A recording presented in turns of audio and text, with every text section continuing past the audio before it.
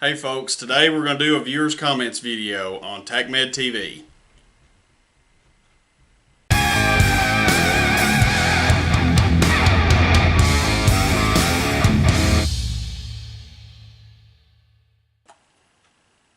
Hey folks, Steve here with TacMed TV, and today we're going to do the viewer's comments video. I'm going to hit probably about 3 comments in this video. I'm going to try to keep it short and sweet.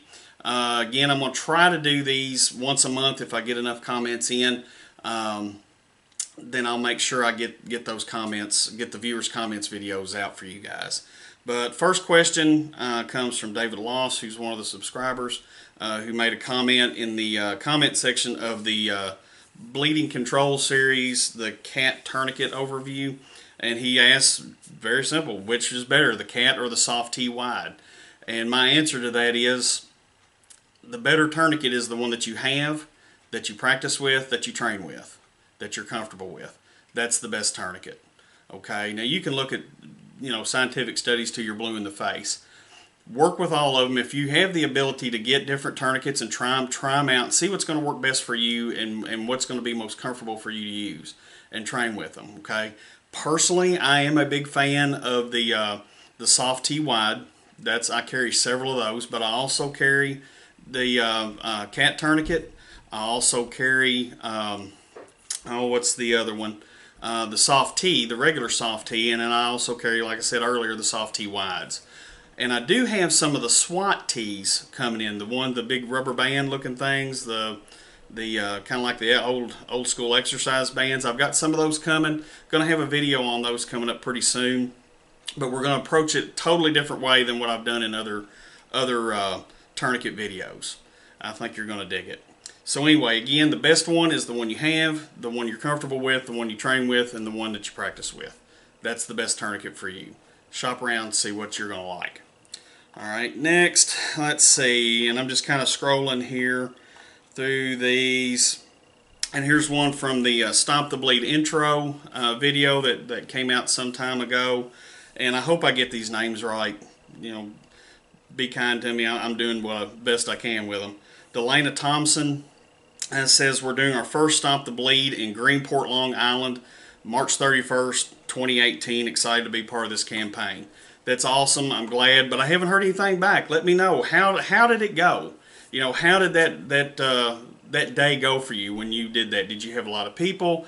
Were they psyched up? Was it a lot of fun? Did you get a lot of stuff done? Let me know. I'm interested to hear. Here where I am, Stop the Bleed still just kind of getting its momentum built up. We're just now starting to really try to push and roll it out. I know this week,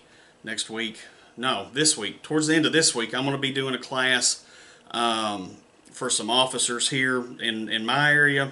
We're going to see how that's going to go. But please let me know if it was a good experience. Let me know how it went and what the students thought of the class as well.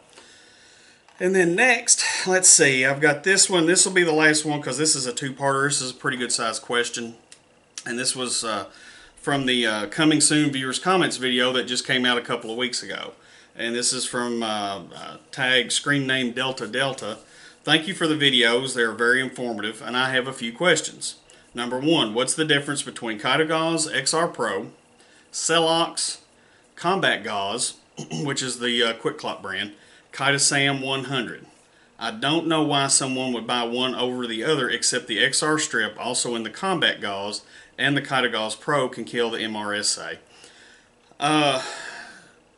Now, what I've dug around with and found, because I thought that was kind of interesting that it kills the MRSA, I can't find anything that says that that's what it does. The XR strip in the Kytogauze XR Pro and in the Combat Gauze is a radio-opaque strip. So when you use it for wound packing and that patient gets their extremity or whatever, wherever you pack that wound, x-ray, they can see that it's still in the body. Okay, it doesn't, from what I can find, it doesn't have anything to do with killing MRSA. But if you've got something, if you've got a study on it or whatever, send it my way, because I would love to read it, because I've looked and I can't find anything. I'm not saying it doesn't exist, I'm just saying I can't find it, which doesn't mean anything. It's not like I'm the most savvy web surfer. So send that my way. But as far as the meat of your question, man, realistically, if you start looking at some unbiased studies on the hemostatic agents versus just the regular gauze, there's really not a lot of difference there. I don't carry hemostatic agents regularly because it's something that's going to be in the kit that's going to expire. And they are rather expensive. So if you're somebody that's buying stuff out of your own pocket, just my opinion, for me, I stay away from it. I don't buy it out of my pocket. Now at work, we're starting to get some of that stuff in. We're going to have it on the trucks, and of course we'll have it with the SWAT team when we go to work. But we have a lot more opportunity to use it because we're specifically in that environment. But for any kit that I have for my personal use, my home use, I'm not going to have that stuff in there. To me, it just seems like, you know, that's a lot of money to spend, and I'm not willing to do that. But again, it's one of those things. If that's what you want, then go get it. Personally, you could go to each one of those websites. You can go to QuickClot's website. You can go to the Celox website. You can go to the Kitasan website. Whatever. They're all going to show you studies on each website that their product is better than the other. Okay? Get them if you can. If you can afford to do that out of pocket, get them, play with them, see what you think. See what's going to work for you in your system and in your area where you're doing the job. Find out what's going to work for you and then just go with that. To me, you know, I don't have anything other than that. If that's what you like, then go with it. Okay, I'm not dissing it. I'm not speaking for it. I'm kind of neutral on it. So you do what you need to do for you. And then, of course, the second question he has in that is, what do you recommend for the TPC, which is the Tactical Paramedic Certified Test, or the TRC test, which is a new and Tactical Responder Certification test that they have, especially on the more tactical side of things, such as barricade scenarios, the law in regards to tactical medicine, and doing breachings. Okay. I do have a study guide for the TPC exam. I've looked through it. I've been studying for it. I haven't taken it yet. Eventually I will. I'll let you guys know when I pass it. You won't necessarily know when I take it, but you'll know when I pass it. But I've not sat for the exam. The big reason is it's over $300 to sit for that test. You know, I'm still riding an ambulance, folks. Okay, I still work for a living. I don't make any money off this YouTube channel. I'm still riding an ambulance. As a matter of fact, I've got to work. When you all are watching this video, I'll be at work riding an ambulance. So I can't just drop, you know, $350, $370 on a test unless I'm absolutely sure I'm going to pass that test. So I'm still in that phase where I'm studying. I've been studying for several years now. Eventually, I think I'm probably just going to have to lose the money and put it on the test and go take it. But right now, I'm doing the job. I've been to 3 SWAT schools. I've got the experience level. I've been doing this for 15 years. Would it be nice to have some more initials after my name? Yeah, but do I need it? No. Realistically, I don't. So with that being said, I'll put a link to the study guide that I have in the description box for you. Check that out. As far as the barricade scenarios and like case studies in tactical medicine, that's a good question. I don't know. I mean, we're lucky that our Commonwealth's attorney works with us, and we do case studies. Do like a legal update about once a year with them, but it's specifically on SWAT topics and different things like that. So I don't know even if the TPC is going to have anything specific to the law in regards to tactical medicine, because each state's laws are going to be a little bit different. There's going to be some similarities. So if there are, and if you've taken the test and passed it, let me know what's on there. You know, help a brother out. I just don't know. I think it's going to be too varied to get solid information to say this is what it's going to be. The breachings and the barricade scenarios, again, you could probably just look through case law, maybe LexisNexis or something like that, to get into that and maybe do some searches on that. Or if you're already part of a team, talk to your teammates. All right. Surely one of them's gone to a breaching school.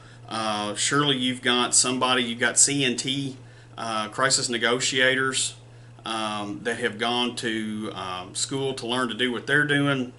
Talk to them a little bit about the barricade scenarios, because I think you're probably asking about medicine across the barricade there. Just dig around and see what you can find. Me personally, that's what I would do. You know, if I was in that spot that you're in, that's what I would do. I would start seeking out the closest resources to me and asking the people that are dealing with this on a regular basis and see what they have to say. So anyway, I hope that answers your question. I did as well as I could. If you've got any more follow-ups, just shoot them down into the comment section. And again, the last one, I'll follow up with this one from David McGuire just a week ago from the Skill Lab video, the nasopharyngeal airway video. And I think if you haven't seen that one, go check it out. I'll put a link to it. It's entertaining. It's informative and entertaining. I think you'll enjoy it. But David McGuire writes great vids. I sincerely thank you for taking the time to put out this info. Look, guys, this is what it's all about. Okay, this is what I try to do. I try to give you all good information from an experience perspective. Okay, like I said, I've been doing this EMS for 25 years. I've been doing SWAT medicine for the last 15.